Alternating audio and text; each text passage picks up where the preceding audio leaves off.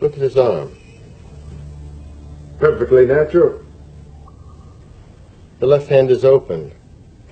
Why one hand clenched in the death agony? The right hand.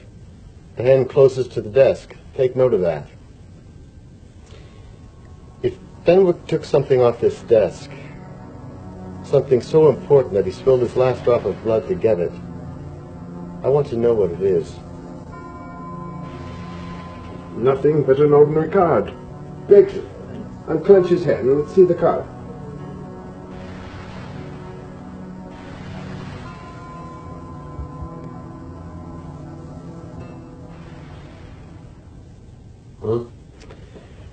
I imagine it's something very important, Gregson. This card is from the inn.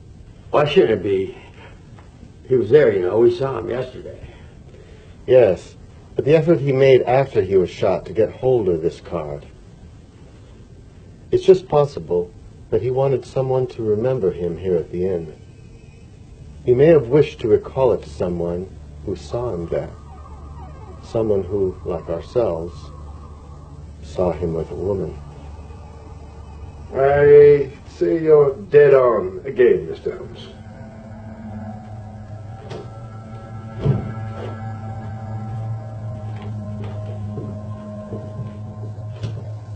Yes, come in.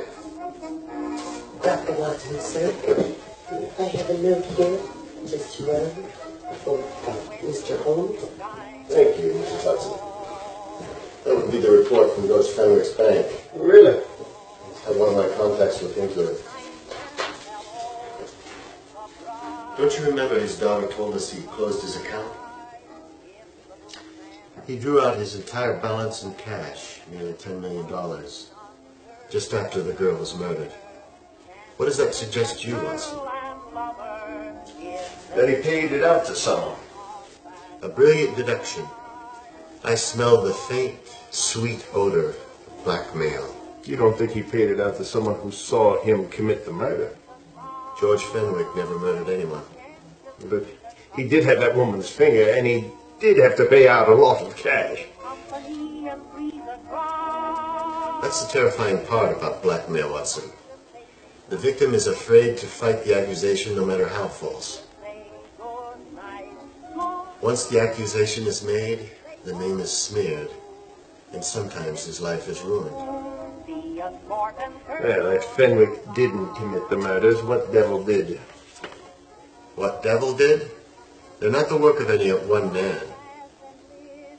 Oh, Holmes, come on. Now, you don't expect me to believe that there's a whole organization going about cutting off people's fingers. Well, it's possible. Quite possible. Well, who's ever behind all of this must be out of his mind.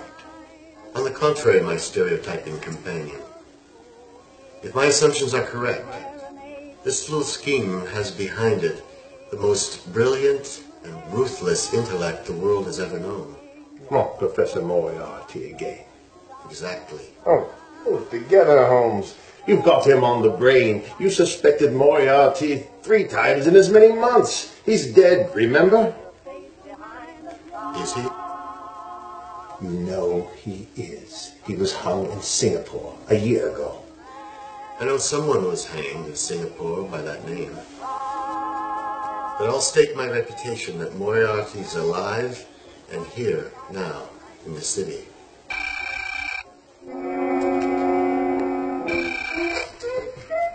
Hello? Yes, Watson? Wait a minute. Just a minute. Me? Explaining why I said your name. Yes, this is Dr. Watson.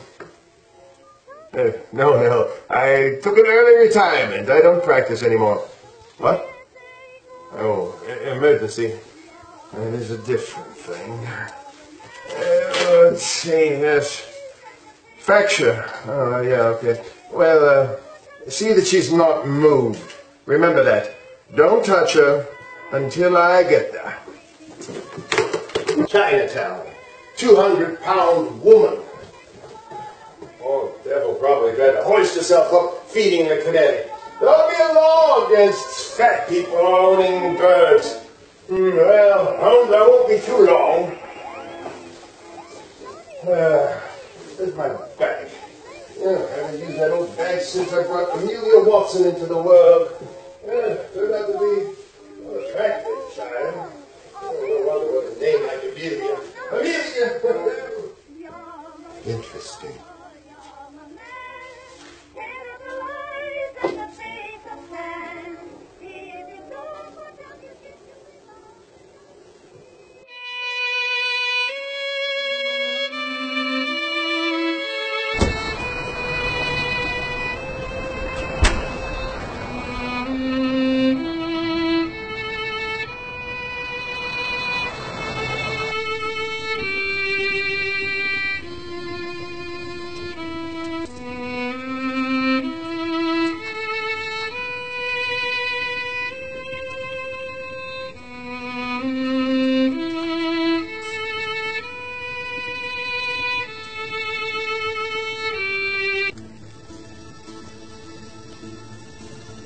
Professor Moriarty, not that I wish to appear inquisitive,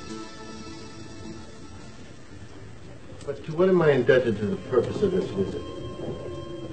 You know, it's so convenient for me to have the police thinking I was still dead in Singapore. My friends at the precinct will be quite interested. But I never dreamed of fooling you. I'm deeply flattered. The thought occurred to me, Mr. Holmes. There's a lot of advantages of living within the law. You're very comfortable here, aren't you? As I get on in life, I get a little comfortable too, more and more. I beg your pardon. Won't you sit down? Thank you. And now, Professor Moriarty, what can I do for you? You know, everything I thought of has already crossed your mind. And my answers have no doubt crossed yours. Is that final? What do you think? I shall not rest until I see you hanged for the Finger murders. You have no proof, you know? Not a shred. But I have you. I could turn you over to the police here and now. And if you do, you'll never see Dr. Watson alive again. Ah, the phone call.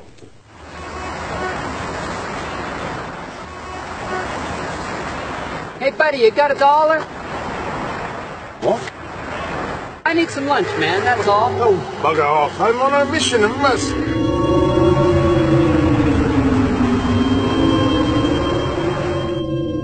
I'd rather assumed you had taken some such precaution. Otherwise, I would have snatched up a gun and engaged in a fit of heroics when you came in. You're very smart, aren't you? Not smart enough. I should have anticipated you. But if any harm comes to Mr. Watson, I shall seek you out. I shall not rest until I find you. And when I do... No harm will come to Dr. Watson. Not at this time. But I can't answer for the future. So I strongly advise you, drop this case. Don't be silly. Think it over. You know, we had our encounters in the past. You'd like to see me executed, wouldn't you? But I assure you, I will never, ever see the inside of a prison. But if you're instrumental in bringing down my destruction, and you will not live to enjoy the satisfaction.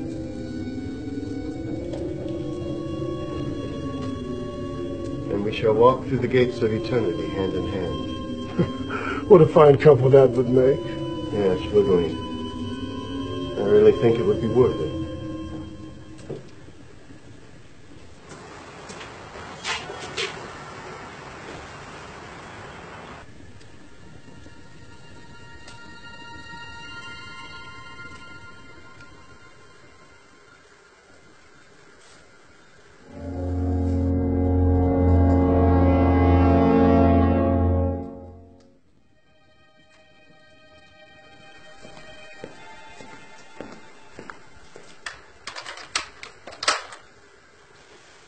Oh, there you are, Watson.